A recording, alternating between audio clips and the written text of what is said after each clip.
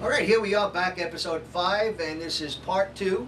And we're talking right now with Dr. Susan Robinson. So why don't you continue? Well, my course in life was a little bit scattered, basically. I started out here, grew up, found that small town was nice, but there was more out there. Really? My parents helped me out with that one. They moved when I was 16 to Texas. And here is Binghamton, by the way. And here is Binghamton, yeah. And Texas is pretty much the polar opposite of Binghamton. Most places are. Most places are. It's the big yellow hair state. Yeah. You know, there was a New York Times article on what Texas culture is, and pretty much big yellow hair summed it up. Gives me the image. Yeah, Got it does. Yeah. Everything's bigger there. Well. So, or so they say. I don't know. So I went to undergraduate there. Tried to find my path away from there, as they don't appreciate New York women very well. We tend to be a little outspoken. Nothing wrong with that. So I found the medical school I wanted to go to was in Kansas City, and that was a lot of fun. Was there any reason that you went into medical school? I mean, or was that just something on your own? Was it family initiated, or family that was in it, or? It's, you know, it's the old story. I just always knew that's what I wanted to do. And I was surrounded by nurses in my family, and they all said, "Don't be a nurse." So All the nurses said, "Don't be a nurse." Yeah, all the nurses said Whatever that. you do. Don't be a nurse. No. So, you know, I found a nice medical school in Kansas City. It was sort of the Missouri Compromise. It wasn't New York and it wasn't Texas. The show me state. It was the show me state. And it was a lot of fun while I was there. They brought in the gambling boats. Ah. So that brought a different, you know, outlook on things for Kansas City. Some of my girlfriends, actually, that's where I first smoked a cigar. Ah. Again, I was in the minority. At my school, there was only 28% females.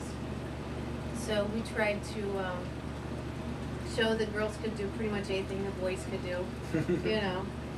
So after exams, we'd go down to the boats and we'd get a nice flavored cigar and enjoy that. That was our victory. It looked better smoking them than the guys, though. And Yes, here.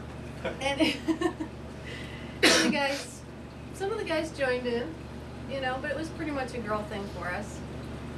Then I decided to pursue the other thing that I always wanted to do, which was to be in the military. My grandfather was World War II Navy. My brother was Navy. My aunt was Navy. So You went to the Army. I went to the Army. They all said, "Don't go on a boat." So I went to the Army. There you go. And the Army sent me to Germany, where I got to enjoy a lot of things. You can get Cuban cigars there. Ah. I've heard about that. Yes. And Or you can get the really good cigars, the Dominicans that they have there. Yeah. So I had fun in Germany for a while. Got to do lots of things. Got to go on 100-mile marches with 38 other countries being represented, and you know, that was all good stuff. Then the Army decided to send me to West Point. Before I unpacked, they said, "Congratulations, you're going to Iraq." So, you know, I wanted to do my part, and that's how I ended up in Iraq for a year. But you were in an aid station, not a comfy hospital. Yeah, no hospital, no. You were right in the middle of it. To some degree, you know, it was fun. We never knew what was going to happen. The first few times they rocketed our toilets, that was exciting. I hate when that happens. Guys did that? Your own folks? No. Oh. You're saying they were rocketed from abroad? Yeah. The other side of the fence, yes. The other side of the fence, they'd lob a rocket over at us. They didn't have very good aim, thank God. And we'd hit the toilets mostly. One of the things that's kind of neat that most people don't know, or a lot of people aren't sure about, is that women nowadays in our military, I mean, they carry weapons, they go into harm's way. I mean, they're doing the same thing as the men are doing. There's really not much of a difference. Absolutely. The aid station, or the clinic that I ran, was named after one of the first females that was killed in fire. She was running the gun. She was in the turret. Oh, wow. And took a bullet through the heart. Oh. So we named that after her. You know, you don't expect that No, kind you of don't. thing. And you carried That's what weapons she was with you. doing. And we all carried weapons with us. Absolutely. Weapons and a cigar. You know, We that's had why Two they didn't things you let- need to keep sane Now I and know to why keep they didn't safe. let me in. All right, well, what we're going to do now is we're going to talk a little bit about the cigars, which is one of the things that the show's about. Actually, you've got a cigar there. It looks like the size of my leg. What is it? You know, what do you actually have? It's a blueberry cigar, and I actually prefer to have a little bit of flavor, extra flavor, put into my cigars. Is that working? It does. It works for me. There you go. You're not But getting maybe any argument. blackberry brandy on top of that would have worked. Absolutely. Except I don't have it yet. Last time I had a cigar, I had some nice blackberry wine. That's right. That worked out quite Yep. well. Oh, There we go. Well, what we're going to talk about first here is the Hoya de Monterrey. We'll get that cigar finished in this section. It's a $7 cigar. And why don't we have Avery talk about this a little bit?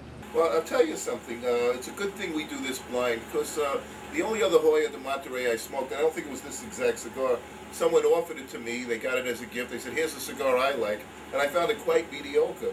So, but as a blind taste test, this cigar certainly changed my opinion of Hoya de Monterreys. And excuse me just one second. I want to make sure to let you know which one it is. It's the Hoya de Monterrey Excalibur. Excalibur. And it had a beautiful unlit appearance, a nice oily sheen, and a delicious unlit aroma. I didn't know if I was going to eat it or smoke it. And What'd you do? He did a little of each. I used the V-cut. I ended up with V-cut. But this had a peppery, leathery flavor, and I wasn't even sure what leathery was until I had this, and it drew wonderfully. And all in all, the wrapper stayed intact. I'm giving this a 5 versus the price of $7. All right. John, why don't you talk? I liked it. It was. I thought it had a very good unlit aroma. I noticed the same thing. I did like it. It's for a $7 cigar. I rated it overall a 4. But the very start of it was very tobacco-y, earthy tobacco flavors. A little bit of creamy taste. But then as I went down, got to the end of it, again it was a little hot on my tongue. And I gave it a 4 overall, but for a $7 cigar, I would definitely purchase it. All right, and I'm going to give you just a short view on this. First of all, Hoya de Monterrey, the Excalibur, was one of my favorite cigars when I was starting out smoking. And the difference was it was $2.50, $3 I was able to get it when I was down in Florida, Boca Raton. The difference is now it's a $7 cigar, but you know what? Just like everything else, my tastes have also expanded with prices. And I actually rated it a 5. I enjoyed it, had a great aroma, had a great look.